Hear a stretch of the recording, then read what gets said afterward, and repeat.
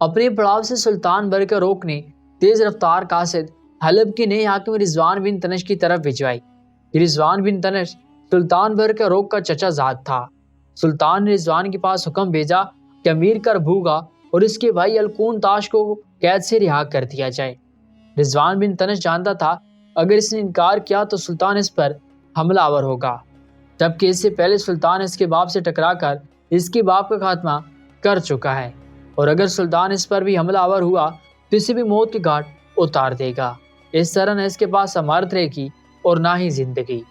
لہٰذا اس نے سلطان برقروق کے قاصدوں کے پہنچتے ہی سلطان کے پیغام ملنے کے ساتھ ہی امیر کربوگا اور اس کے بھائی الکون تاش کو رہا کر دیا تھا۔ کربوگا عالم اسلام کے ایک نامور دلیر سالار تھا۔ وہ چاہتا تھا کہ ایک نئی حکومت کسی شہر میں کام کرے، اس شہر میں موجود سلطان برقروق کے تحت نہ ہو، اور وہی اپنی طاقت اور قوت کا استعمال کر کے عالم اسلام کے لیے خدمت کرے اور ساتھ ہی ساتھ سلطان برقروق کے لیے بھی کام کرنے کی ابتدا کرے۔ چنانچہ رہا ہونے کے بعد اس نے فیصلہ کیا کہ وہ موصل کا رخ کرے گا اور وہاں ایک طاقتور حکومت قائم کرے گا۔ چنانچہ جس وقت کربوگا حلب کی قید خانے میں اور زندان سے رہا ہوا، ان علاقوں میں جس قدر لشکری ادھر ادھر سرگرداں تھے یا وہ جنگجو جو لڑائی اور جنگ کا بہترین تجربہ رکھتے تھے، وہ جوگ در جوگ کربوگا کے پاس جمع ہونا شروع ہو گئے تھے، اور مورخین لکھتے ہیں کہ دیکھتے ہی دیکھتے ہر طرح سے ٹڈی دل لشکر آ کر کربوگا کے پاس جمع ہونے لگا۔ مورخین یہ بھی لکھتے ہیں کہ اس وقت موصل کی حکومت ایک شخص علی بن شرف الدین مسلم بن قریش کے ہاتھ میں تھی۔ اسے سلطان برقروق کے چچا تنش نے قبضہ موصل کے بعد موصل کی حکومت پر مامور کیا تھا، جبکہ اس مسلم بن قریش کا بھائی محمد بن مسلم نصیبین کی حکومت پر تھا اور وہاں کا وہ حاکم تھا۔ ان دنوں اتفاق ایسا ہوا کہ نصیبین کے حاکم محمد نے موصل پر فوج کشی کرنے کا قصد کر لیا، حالانکہ موصل کا حاکم مسلم بن قریش اس کا بھائی تھا۔ چنانچہ مسلم بن قریش کو جب پتہ چلا کہ اس کا بھائی موصل پر حملہ آور ہونا چاہتا ہے تو اس نے اس واقعے کی اطلاع تیز رفتار قاصدوں کے ذریعے امیر کربوگا کو کر دی اور اس سے مدد بھی طلب کی۔ چنانچہ امیر کربوگا کے پاس اس وقت تک جس قدر لشکری جمع ہوئے تھے، انہیں سوار کر کے وہ موصل کی طرف بڑھا۔ اتنی دیر تک علی بن موصل پر حملہ آور ہونے کے لیے نصیبین شہر سے 2 منزل کے فاصلے پر پہنچ چکا تھا، اور وہیں امیر کربوگا کی محمد بن مسلم سے مڈ بھیڑ ہو گئی۔ دونوں کے درمیان ہولناک جنگ ہوئی۔ جنگ کے نتیجے میں امیر کربوگا نے محمد بن مسلم کو گرفتار کر کے نصیبین کی طرف پیش قدمی کی۔ شہر کا اس نے 40 دن تک محاصرہ کیے رکھا۔ آخرکار شہر نے اس نے بزور شمشیر فتح کر لیا۔ نصیبین سے نمٹنے کے بعد کربوگا نے موصل کا رخ کیا۔ اہل موصلہ قلعہ بند ہو گئے۔ یہی کربوگا نے نصیبین کے حاکم محمد کو موت کے گھاٹ اتار دیا، اور موصل سے 1.5 کوس کے فاصلے پر اس نے پڑاؤ کیا۔ یہ کشمکش کیونکہ وہ کئی ماہ تک چلتی رہی تھی، اور اس دوران سلطان برقروق نے اپنے سالار شکرمش بن صالح کو جزیرہ ابن عمر کا حاکم بنا کر بھیج دیا تھا تاکہ وہاں کے حالات کو درست کر کے سلطان برقروق کے حق میں کرے۔ جس وقت امیر کربوگا نے موصل کا رخ کیا تھا، اس وقت تک شکرمش بن صالح جزیرہ بن عمر تک پہنچ چکا تھا، اور مورخین لکھتے ہیں کہ آخر شکرمش نے شکست کھائی، اور اس شکست کے نتیجے میں شکرمش نے کربوگا کی اطاعت قبول کر لی۔ اس طرح کربوگا کی اطاعت قبول کرنے کے بعد شکرمش اس کے ساتھ موصل کے محاصرے کے لیے روانہ ہوا، اور اس سلسلے میں امیر شکرمش نے موصل کو فتح کرنے کے لیے کربوگا کو ہر طرح کی مدد و اعانت پیشکش بھی کی۔ دوسری طرف موصل کے حاکم مسلم بن قریش کو جب خبر ہوئی کہ کربوگا اس کا بھائی الکون تاش ایک بہت بڑا لشکر لے کر موصل پر حملہ آور ہونے کے لیے آ رہے ہیں، اور یہ کہ سلطان برقروق ایک سالار شکرمش بھی ہے ان کے ساتھ مل گیا ہے، تب مسلم بن قریش موصل سے نکل کر بھاگ کھڑا ہوا اور حلہ شہر کے حاکم مصدقہ بن مزید کے پاس جا کر پناہ لی۔ اسی دوران ایک اور حادثہ پیش آیا، وہ یہ کہ موصل کی نواح میں جا کر امیر کربوگا کے بھائی الکون تاش نے اطراف موصل میں لوٹ مار کا بازار گرم کر دیا۔ امراء عروسہ شہر سے تاوان اور جرمانہ وصول کرنے لگا۔ کربوگا کو جب اپنے بھائی الکون تاش کے اس فعل کی خبر ہوئی تو اس سے یہ فعل ناگوار گزرا۔ چنانچہ پہلے اس نے امیر شکرمش کے ساتھ مل کر موصل کو فتح کیا، اور موصل میں داخل ہونے کے بعد تیسرے دن اس نے اپنے بھائی الکون تاش کو بلایا، اور الکون تاش نے موصل کے نواح میں لوٹ مار کے دوران لوگوں کو نقصان پہنچایا تھا، ان میں سے کچھ کو قتل کیا تھا۔ اس کی وجہ سے کربوگا نے اپنے بھائی الکون تاش کو بھی موت کے گھاٹ اتار دیا۔ مورخین لکھتے ہیں کہ اہل موصل کے ساتھ کربوگا نے بڑی نرمی اور بڑی مہربانی کا برتاؤ کیا، لوگوں کے ساتھ عدل و انصاف قائم کیا، جس کی وجہ سے اہل موصل اس سے راضی اور خوش ہو گئے اور اسے اپنا حاکم تسلیم کر لیا۔ اس طرح کربوگا کو موصل کی حکومت ملی اور اس نے انصاف اور اس کی نرمی اور مہربانی کی وجہ سے اس حکومت کو استحکام بھی حاصل ہوا تھا۔ موصل کو فتح کرنے اور اس کا حاکم بننے کے بعد امیر کربوگا نے اپنی ساری کارروائی کی اطلاع سلطان برقع روق کو دی اور برقع روق سے اپنی اطاعت اور فرمانبرداری کا اظہار بھی کر دیا تھا۔ تنش کی موت اور پھر امیر کربوگا کے موصل کو فتح کرنے اور پھر سلطان برقع روق کا ساتھ دینے اور اس کی اطاعت قبول کرنے سے سلطان برقع روق کو کسی حد تک آسودگی اور سکون ملا تھا، لیکن یہ سکون بھی وقتی اور عارضی تھا، اس لیے کہ جن دنوں سلطان برقع روق اپنے چچا تنش کے خلاف حرکت میں آیا ہوا تھا، انہی دنوں اندر ہی اندر سے اس کے لیے ایک اور مصیبت، ایک اور عذاب و ابتلا سر ابھار رہی تھی۔ ہوا یوں کہ سلطان برقع روق کے باپ سلطان ملک شاہ سلجوقی کا ایک بھائی ارسلان ارغو نام کا بھی تھا۔ ارسلان ارغو سلطان ملک شاہ سلجوقی کے آخری دنوں میں اس کے ساتھ بغداد ہی میں مقیم تھا۔ جب سلطان ملک شاہ سلجوقی نے آخری سفر شروع کیا، اس کے بیٹے محمود کی حکومت اور سلطنت کی بیعت لی گئی۔ اس وقت ارسلان ارغو اپنے 7 غلاموں کے ساتھ خراسان چلا گیا۔ خراسان پہنچ کر اس نے ہاتھ پاؤں نکالے، ایک گروہ جمع کیا اور اس مسلح گروہ کو لے کر اس نے نیشا پور پر دھاوا بول دیا۔ اہل نیشا پور مقابلے میں آئے، جنگ کا کوئی فیصلہ نہ ہوا، جس پر ارسلان ارغو نیشا پور کو چھوڑ کر مرو شہر کی طرف بڑھا۔ مرو شہروں میں ان دنوں سلطان ملک شاہ کے غلاموں میں سے ایک امیر کوون حکومت کر رہا تھا۔ امیر کوون نے ارسلان ارغو کی اطاعت قبول کی اور شہر پر قبضہ دے دیا۔ اس سے ارسلان ارغو کی قوت، ہمت اور جرأت بڑھ گئی۔ چنانچہ جب اس کے لشکر کی تعداد بڑھ گئی اور اس کی طاقت اور قوت میں اضافہ ہو گیا، تب وہ لشکر کے ساتھ بلخ کی طرف بڑھا۔ بلخ کا حکمران ان دنوں ایک شخص فخر الملک تھا، وہ ارسلان ارغو کا مقابلہ نہ کر سکا، بلخ چھوڑ کر بھاگ نکلا اور ہمدان میں جا کر اس نے پناہ لے لی۔ اس قدر فتوحات حاصل کرنے کے بعد ارسلان ارغو کا دماغ خراب ہو گیا، چنانچہ ارسلان ارغو نے بلخ، ترمس، نیشا پور اور تمام بلاد خراسان پر حملہ آور ہو کر وہاں بھی جو قوت اس کے سامنے آئی، اسے نیست و نابود کرتا ہوا ان سارے شہروں پر اس نے قبضہ کر لیا تھا۔ سلطان برقع روق اس کے وزیر سلطنت موید الملک کی خدمت میں درخواست بھیجی کہ میں نے اپنی ہمت، جاں مردی اور طاقت سے ساری خراسان کو فتح کر لیا ہے، لہٰذا مجھے خراسان کی سند حکومت عطا کی جائے اور اس کا میں واحد حکمران تسلیم کیا جاؤں، جیسا کہ میرا دادا داؤد دان علاقوں کا حکمران ہوا کرتا تھا۔ مورخین لکھتے ہیں کہ ان دنوں سلطان برقع روق چونکہ اپنا چچا تنش کے جھگڑوں میں مصروف تھا، لہٰذا اس نے ارسلان ارغو کے اس پیغام کا کوئی جواب نہ دیا۔ اس دوران سلطان برقع روق کو اپنے وزیر موید الملک پر جو کچھ شبہات اور شکوک ہوئے، جس کی بنا پر سلطان برقع روق نے موید الملک کو عہدہ وزارت سے علیحدہ کر کے اس کے بھائی فخر الملک کو قلمدار وزراء عطا کیا، اور ساتھ ہی ایک اور امیر امجد الملک کو اس نے امور سلطنت پر اپنا مشیر مقرر کیا۔ آہستہ آہستہ امجد الملک سلطان برقع روق کے یہاں امور سلطنت پر غائب ہوتا چلا گیا۔ مجد الملک اور سلطان ارسلان ارغو کے درمیان پرانی عداوت اور دشمنی چلی آ رہی تھی۔ اسے جب خبر ہوئی کہ سلطان برقع روق نے مجد الملک کو امور سلطنت میں اپنا مشیر مقرر کر لیا ہے، تو ارسلان ارغو نے سلطان برقع روق سے خط کتابہ کا سلسلہ بند کر دیا۔ مورخین کہتے ہیں کہ سلطان برقع روق کو یہ امر ناگوار گزرا، چنانچہ اس نے اپنے دوسرے چچا نام جس کا بور برس تھا، اس کو ایک لشکر دیا۔ اس سے کہا کہ وہ ارسلان ارغو پر حملہ آور ہو اور اسے ہوش میں لانے کی کوشش کرے تاکہ وہ بغاوت ترک کر دے۔ چنانچہ بور برس جو باغی ارسلان ارغو کا بھائی تھا، ارسلان ارغو پر حملہ آور ہونے کے لیے آگے بڑھا۔ دونوں بھائیوں کے درمیان خوفناک جنگ ہوئی۔ اس جنگ میں ارسلان ارغو کو شکست کا سامنا کرنا پڑا اور ارسلان ارغو ہزیمت اٹھا کر بلخ کی طرف بھاگا اور بلخ میں عارضی طور پر اس نے قیام کر لیا، بلکہ اس کے فاتح بھائی بور برس نے ہرات میں قیام کر لیا۔ وہاں قیام کے دوران وہ اپنی طاقت اور قوت میں اضافہ کرنے لگا تھا۔ سلطان برقع روق کو بڑی بے چینی اور اس امر کا انتظار تھا کہ دیکھیں ارسلان ارغو اور بورسبر کے درمیان جنگوں کا یہ سلسلہ کیا رنگ لاتا ہے۔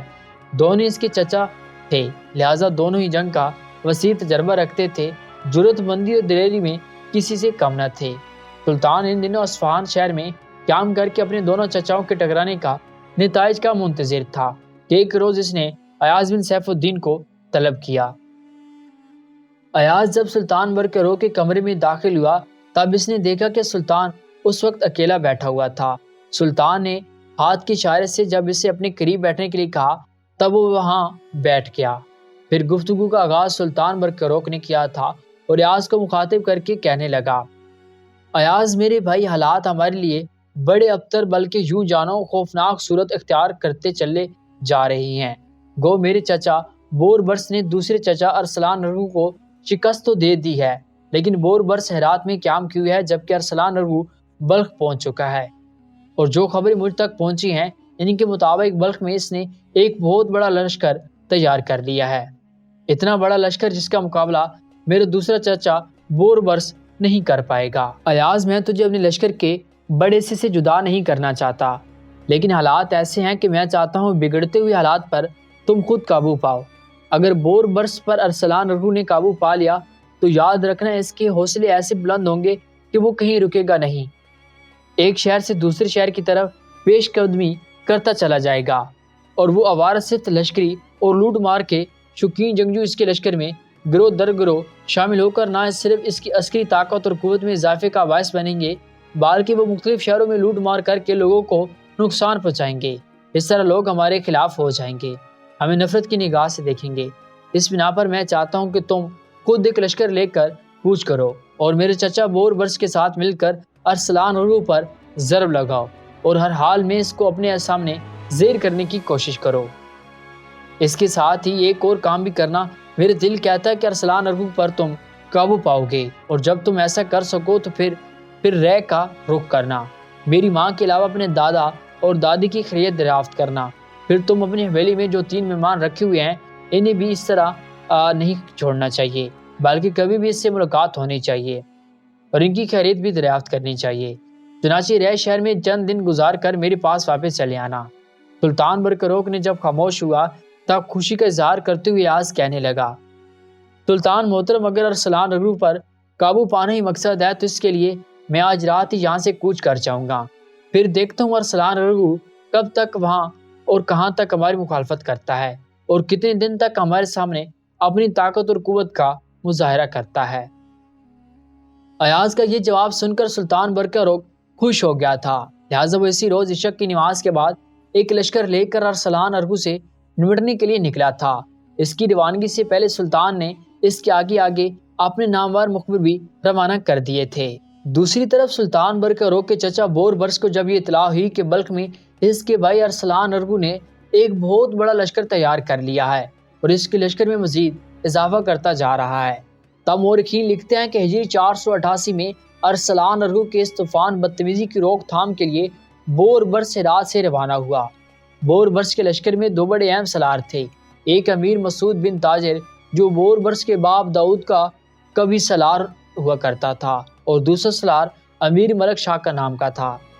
بلخ میں ارسلان ارغو کو جب خبر ہوئی کہ اس کے بھائی بور برس نے ہرات سے کوچ کیا ہے اور اس کے لشکر میں امیر مسعود بن تاجر اور امیر ملک جیسے نامور سالار شامل ہیں، تب ارسلان ارغو نے ایک سازش تیار کی۔ اس نے اپنے ہر کار میں روانہ کیے اور امیر ملک شاہ کے نام پیغام لکھ کر اپنے ساتھ ملا لیا، جبکہ بور برس کے لشکر میں کچھ سازشی پھیلا کر بور برس کے دوسرے سالار امیر مسعود بن تاجر کو رات کے وقت اس کے خیموں میں قتل کروا دیا۔ مورخین کے مطابق جب امیر مسعود بن تاجر کو اس کے خیمے میں قتل کر دیا گیا تو ان واقعات سے سلطان برقرار کے چچا بور برس کی ہمت ٹوٹ گئی، اس کے لشکر میں پھوٹ پڑ گئی۔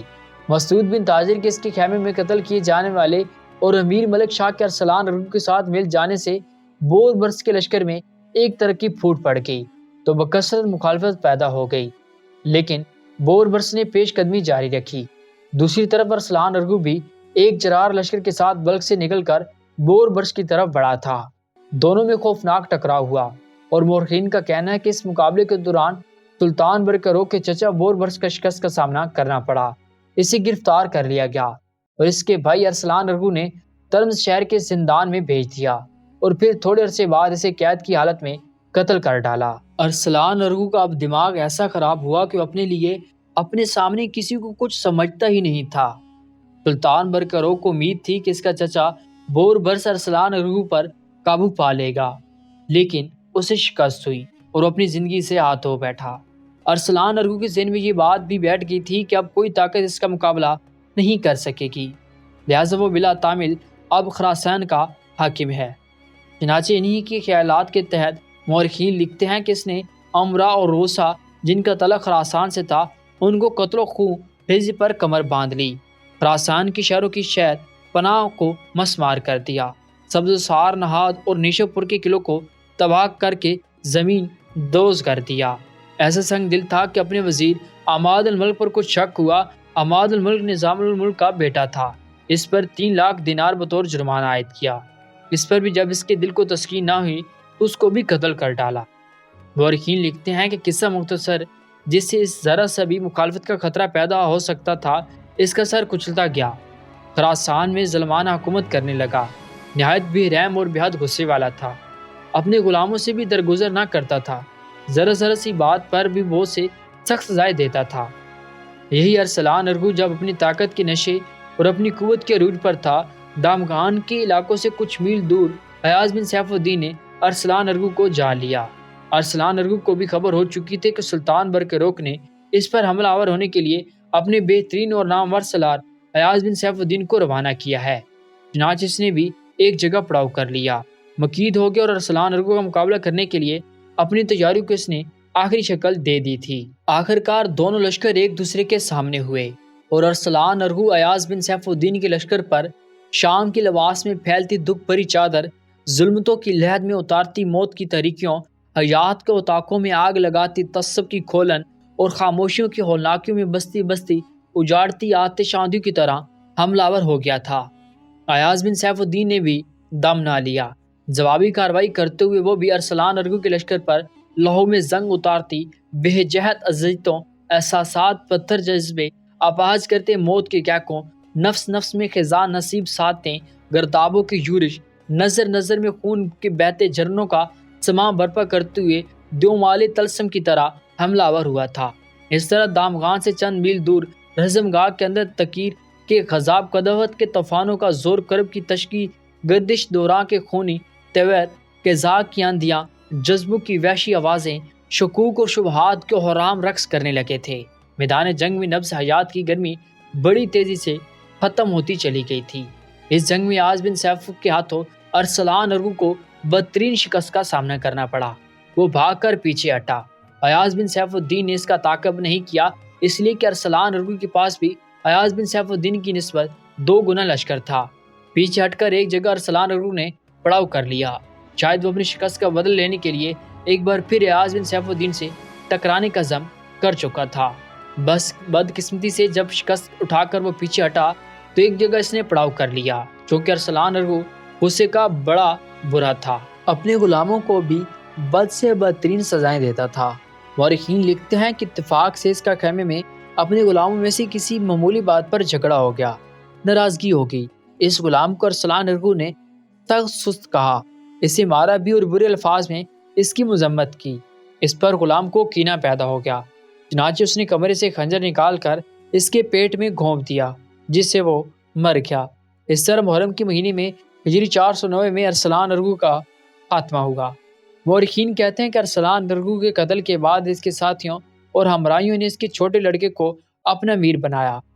سلطان برقروق ارسلان ارغو کی اس مہم کو اتنی اہمیت دی کہ ایاز بن سیف الدین کے پیچھے ایک اور لشکر دے کر اپنے دوسرے سالار کماج اور چند سالاروں کو روانہ کیا۔ جس وقت کماج کی سرگردگی میں وہ لشکر دامغان شہر کے پاس پہنچا، تب انہیں ارسلان ارغو کے قتل کی خبر پہنچی اور انہوں نے وہیں قیام کر لیا تھا۔ سلطان برقروق ارسلان ارغو کے خاتمے کے لیے انتہا کا بے چین تھا کہ پہلے اس نے ایاز بن سیف الدین کو روانہ کیا، اس کے پیچھے کماج کو بھیجا اور پیچھے ہی پیچھے خود بھی وہ ایک لشکر لے کر نکلا اور دامغان پہنچ گیا۔ دامغان پہنچ کر جب اسے خبر ہوئی کہ ایاز بن سیف الدین کے ہاتھوں ارسلان ارغو کو شکست ہوئی اور ارسلان ارغو کو ایک غلام نے موت کی گھاٹ اتار دیا ہے، تب سلطان کو کس قدر سکون ہوا۔ دامغان کی نگاہ میں یہ کمال سلطان سے آن ملا تھا۔ اتنی دیر تک ایاز بن سیف الدین کو بھی سلطان کے آنے کی خبر ہو گئی تھی، چنانچہ وہ بھی سلطان سے آ ملا۔ اس طرح اپنے متعدد لشکر کے ساتھ سلطان نے خراسان کے مختلف شہروں کا رخ کیا، جن پر ارسلان ارغو قابض ہو چکا تھا۔ سب سے پہلے سلطان برقعروق نے نیشاپور کی طرف کوچ کیا اور جمادی الاول کے مہینے ہجری 490 میں بغیر کسی قتل و غارت گری کے سلطان برقعروق نے نیشاپور اور تمام ولایت خراسان پر قبضہ کر لیا۔ اس طرح وہ سارے شہر جن میں نیشاپور، سبزوار، نہاند وغیرہ تھے، ان سب پر سلطان برقعروق نے قبضہ کر کے اپنی حالت کو مضبوط اور مستحکم کرنا شروع کر دیا تھا۔ سارے خراسان کو فتح کرنے کے بعد سلطان برقعروق نے ایک بہت بڑا قدم اٹھایا۔ دراصل سلطان ملک شاہ سلجوقی کے 4 بیٹے تھے۔ سلطان برقعروق، محمود، سنجر اور محمود کی والدہ ترکمان خاتون تھی۔ محمود اور اس کی والدہ ترکمان دونوں فوت ہو چکے تھے۔ سلطان برقعروق کا والدہ کا نام زبیدہ تھا، وہ زندہ تھی اور رہ شہر میں قیام ہوئے تھی۔ سلطان ملک شاہ سلجوقی کی تیسری بیوی سے سنجر اور محمد تھے اور یہ دونوں سگے بھائی تھے۔